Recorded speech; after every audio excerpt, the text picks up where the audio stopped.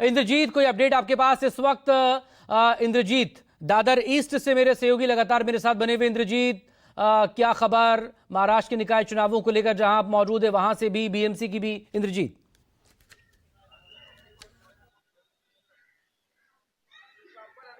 जी बिल्कुल। Ward number 182 की अगर बात करें तो यहाँ पर इसके भी चुनाव परिणाम आ चुके हैं और यहाँ शिवसेना यूबीटी के मिलिंद वैद जीते हैं।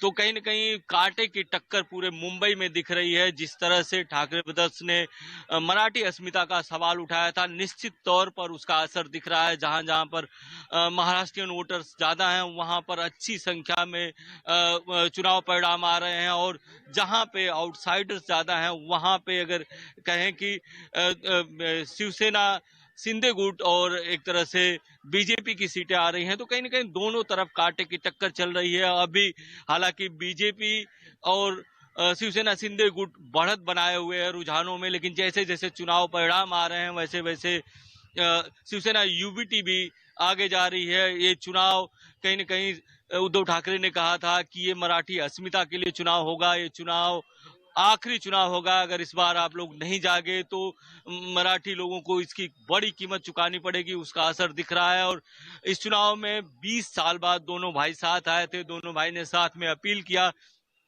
कई शाखाओं पर गए। हालांकि सभा तो दोनों भाइयों ने एक ही की, लेकिन निश्चित तौर पर मुंबई की बात करें तो मुंबई और शिवसेना को अलग नहीं बोला जा सकता।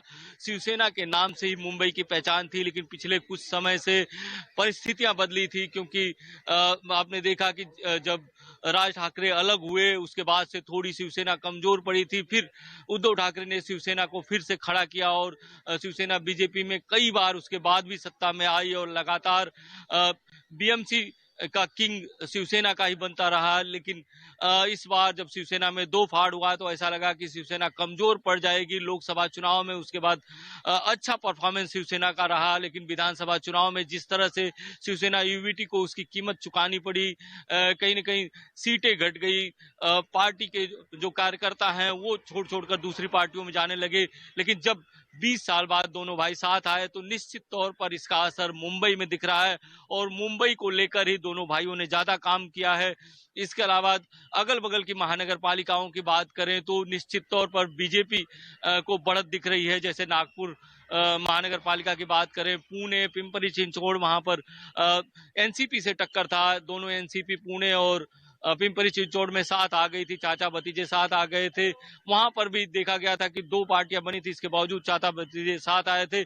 लेकिन वहां पर भी कांटे की टक्कर है, लेकिन बीजेपी को बढ़त दिख रही है। नई मुंबई महानगर पालिका में बीजेपी को बढ़त दिख रही है। थाने में बीजेपी प्लस शिवसेना शिंदे गुट को बढ़त दिख रही है। कल्याण डोंबिवली में शिवसेना शिंदे प्लस बीजेपी को बढ़त दिख रही है। तो मुंबई के आसपास की जो महानगर पालिका है वहां पर बीजेपी और शिंदे गुट को फायदा होता दिख रहा है, लेकिन मुंबई में कांटे की टक्कर चल रही है। जी इंद्रजीत, सवाल इस बार यही है कि क्या